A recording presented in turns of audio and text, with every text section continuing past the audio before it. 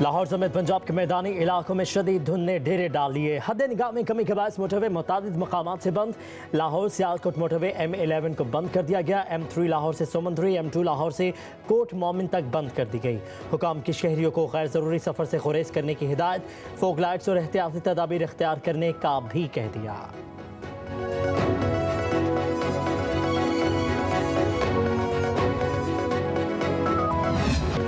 मुल्क के बेशतर इलाकों में सर्दी की शिद्दत में इजाफा। पंजाब के कई शहरों में बारिश के बाद दर्जा हरारत मजीद गिर गया। गिलगित बल्तिस्तान में बर्फबारी, आबशारे और नदी नाले जम गए। मरी में बर्फबारी का सिलसिला वक्फे से जारी। सयाहों की बड़ी तादाद उमड़ आई। महकमे मौसमियात की अगले हफ्ते सर्दी बढ़ने की पेशगोई। गुजरात, सियालकोट समेत मुख्तलिफ अजला में बारिशों का सिलसिला जारी रहने की तवक्को।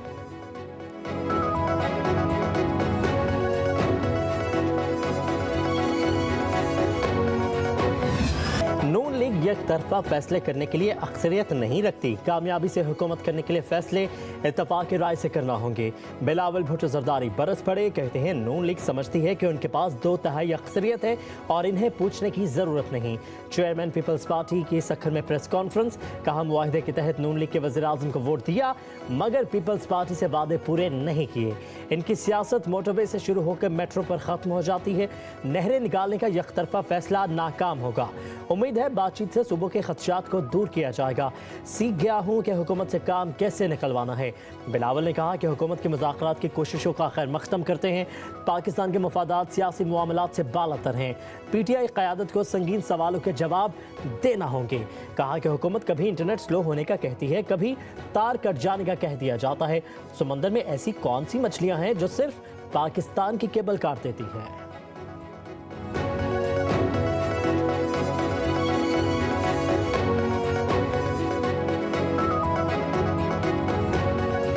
रिस्पांस नहीं मिलता था, बल्कि बदतमीजी के साथ रिस्पांस दिया जाता था। ये 15 दिन में क्या कोई नुस्खा जो है सामने आया, क्या कुछ तवीज आया है? ये मुज़ाकरात क्यों हो रहे? मैं मुज़ाकरात के खिलाफ नहीं हूँ। अगर मैं कोई क़यासराई करूंगा तो हो सकता है इस प्रोसेस को नुकसान पहुंचे। मुज़ाकरात करें, जरूर करें, अल्लाह ताला कामयाब करे, लेकिन ख्याल रखिए रोले ना जाइए किधर। एक बंदा बता दे जिंदगी में किस रिश्ते की उसने वफा की है, वो बंदों को इस्तेमाल करते हैं। पहले कहते थे गुलामी नामंजूर, अब गुलामी 100 बार मंजूर। 15 रोज में ऐसा कौन सा तवीज़ आ गया या मुज़ाकरात पर राजी हो गए? अल्लाह करे मुज़ाकरात कामयाब हों, लेकिन ख्याल रखना रुल ना जाना। वज़ीर दिफा ख्वाजा आसिफ का सेमिनार से खिताब, कहा कि मुज़ाकरात का मुखालिफ नहीं मगर मुझे मुज़ाकराती अमल के करीब भी नहीं आने दिया गया। जब भी मुज़ाकरात का कहा बदतमीजी के साथ जवाब आया। कोई बता दे जिंदगी में उसने किसी एक शख्स या रिश्ते से वफा की हो। पीपल्स पार्टी के साथ कभी खड़ाक होता है, लेकिन हमने मिसाक जमहूरियत का लिहाज रखा हुआ है।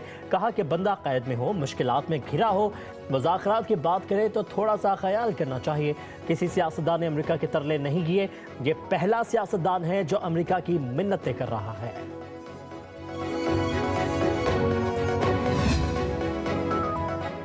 तलखियाँ अपनी जगह, लेकिन बातचीत ज़रूर होनी चाहिए। शहबाज शरीफ ने नवाज शरीफ से मुशावरत के बाद मुज़ाकराती कमेटी बनाई है। पाकिस्तान पर पाबंदियों की बात करने वाले पाकिस्तानी नहीं है। स्पीकर कौमी असम्बली अयाज सादिक का सेमिनार से खिताब, कहा कि हम लोग 9 मई का जिक्र करने से कतराते हैं। 9 मई को वो किया गया जो भारत की फौज भी ना कर सकी। क्या पहली दफ़ा मिलिट्री कोर्ट से सजाएं हुई हैं? बाहर बैठ कर ट्वीट करने वालों ने क्या कभी कश्मीर और गजा पर बात की है? मुआशरे को ऐसे लोगों का बाइकआउट करना चाहिए। स्पीकर कौमी असम्बली ने कहा कि जिस जमात ने पूरे 4 साल बात करने से इनकार किया, उन्होंने मुझसे अपील की। वतन अजीज़ के लिए जानें कुर्बान करने वाले सिपाही और हवलदारों पर फ़ख्र है। खुशी है मुझे हवलदार का लक़ब दिया गया। मेरे तो रगों पैर में खून में पॉलिटिक्स है। मैं सियासत के बगैर रह ही नहीं सकता। मैं इस नतीजे पे पहुंच चुका हूं कि पाकिस्तान रिमोट कंट्रोल जमहूरियत से आगे नहीं बढ़ सकती। 3 किस्में हैं। एक तो वो है जो फौजी कंट्रोल है, एक है जब लीडरशिप बादशाह बन जाती है, मैं उसे जमहूरियत नहीं मानता, और तीसरी जमहूरियत वो है जब चंद जज चैम्बर में ये बैठ के फैसला करते हैं कि मुल्क इस तरह चलेगा, ये लीड करेगा, ये जेल जाएगा और इसको अगला हुक्मरान बनना है। जो आता वो कहता मैं अकेले कूल लूं, मुल्क मेरी मर्जी से चलेगा। इन मुज़ाकरात से कौम को तवक्कुआत बन रही हैं, उसके अंदर से कोई ना कोई रास्ता निकलेगा। ख्वाजा साद रफीक ने सियासी बहरान के हल के लिए कौमी कमेटी बनाने की तजवीज़ दे दी। कहते हैं मौलाना फजलुर रहमान, हाफिज नईमुर रहमान, शाहिद खाकान अब्बासी, डॉक्टर मालिक बलोच, आफ्ताब खान शेरपाव, पीर पगाड़ा, चौधरी निसार अली खान समेत दीगर स्टेक होल्डर्स को कमेटी का हिस्सा बनाना चाहिए। ख्वाजा रफीक की बरसी की तकरीब से खिताब, कहा कि तवक्को है मुज़ाकरात संजीदा होंगे और कोई हल निकल आएगा। किसी की सियासत को दफन नहीं किया जा सकता। पाकिस्तान रिमोट कंट्रोल जमहूरियत से आगे नहीं चल सकता। हर आने वाला कहता है कि उसकी मर्जी चले। मुल्क आपस की धींगा कुश्ती में घिरा हुआ है। आज जिस मुकाम पर खड़े हैं इसके जिम्मेदार बानी पीटीआई और साकिब निसार हैं।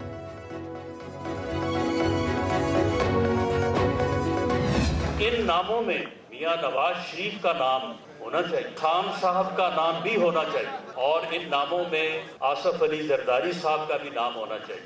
ये लोग बैठ जाएं। अगर आज की बात किसी को तस्लीम करवाना जो है दरकार है, तो कल की जो बात है उसे भी तस्लीम कर लिया जाए। वज़ीर आज़म के मशीर राना सनाउल्लाह ने ख्वाजा साद रफीक की कौमी कमेटी के क़याम की हिमायत कर दी। कमेटी में नवाज शरीफ, आसिफ अली जरदारी, बानी पीटीआई को भी शामिल करने की तजवीज़ भी दे डाली। ख्वाजा मोहम्मद रफ़ीक की बरसी की तकरीब से खिताब करते हुए कहा, हम खलूस दिल से मुज़ाकरात की कामयाबी चाहते हैं। सियासतदानों को बैठ कर बात करनी चाहिए। 70 साल का बहरान 70 दिनों में ख़त्म हो सकता है। सियासतदानों को मुज़ाकरात से पहले गलतियों और कोताहियों को तस्लीम करना चाहिए। मुज़ाकराती कमेटी के अरकान सिर्फ अदाकार हैं, प्रोड्यूसर और हिदायतकार ख्वाजा साद रफीक हैं।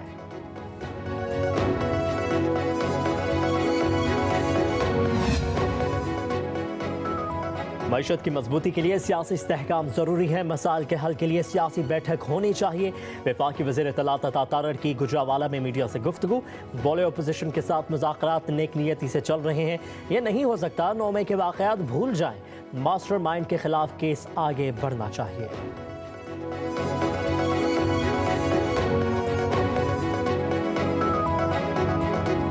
कामयाबी और नाकामी इसकी जिम्मेदार कौन होगी? वो ये जो एक हुकूमत बराए नाम हुकूमत है, जिसने कि एक ऐसा सियासी अदम इस्तेहकाम मुल्क में लाए हैं जिससे कि न सिर्फ हमारी इकॉनमी, हमारी मईशत तबाह हुई है, हो रही है, लोग बेरोज़गार हो रहे हैं, लोग मुल्क से जा रहे हैं और ये तासुर देने की कोशिश की जा रही है कि सब कुछ अच्छा हो गया है। एहतजाज हमारा आईनी हक है। हर मसले का हल मुज़ाकरात में ही है। बानी अपने लिए कोई रिलीफ नहीं ढूंढ रहे, वो असूली मौक़िफ़ और आवाम के लिए जेल में है। सेनेट में अपोजिशन लीडर शिबली फराज की प्रेस कॉन्फ्रेंस, कहा कि मुल्क आइन की बुनियाद पर चलना चाहिए मगर यहाँ पिक एंड चूज़ होता है। हमारी सियासत का मरकज़ कानून की हुक्मरानी है। हमारी जिद्दोजहद इसी दायरे में होगी। अदालतों से इंसाफ की तवक्को रखते हैं।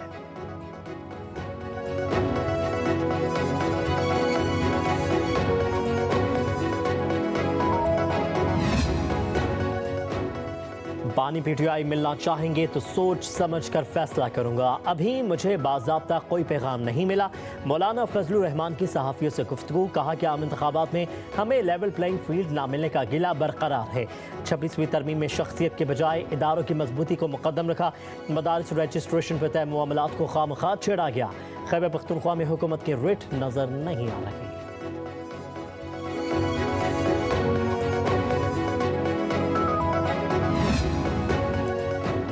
सदर आसिफ अली जरदारी का सक्खर में आलमी मयार का अस्पताल बनाने पर डॉक्टर आसिम को खराज तहसीन, कहा हैदराबाद में अस्पताल की तामीर के लिए अपनी ज़ाती ज़मीन वक्फ की, वहाँ भी डॉक्टर आसिम से अस्पताल बनवाएंगे। सक्खर की खिदमत ऐसे करेंगे जैसे दीगर शहरों की करते रहे हैं।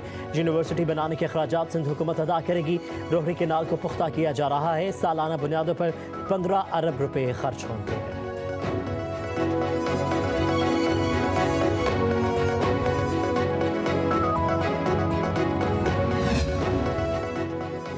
कुर्रम में क़याम अमन की कोशिशें कामयाब। ग्रैंड जिरगे में मुआहिदा तय पा गया। फ़रीक़ैन ने दस्तखत कर दिए। मुआहिदे के मुताबिक असलहे के इस्तेमाल पर जुर्माना होगा। 2008 के मरी मुआहिदे पर अमल किया जाएगा। फ़रीक़ैन को असलहा हुकूमत को जमा करवाना पड़ेगा। बैरिस्टर सैफ के मुताबिक हुकूमत ने मुआहिदे में सालिसी का किरदार अदा किया। सड़क जल्द खोल दी जाएगी। चौकिया और मोबाइल यूनिट कायम किए जा रहे हैं। टास्क फोर्स में 400 तरबियत याफ्ता पुलिस एहलकार भर्ती होंगे।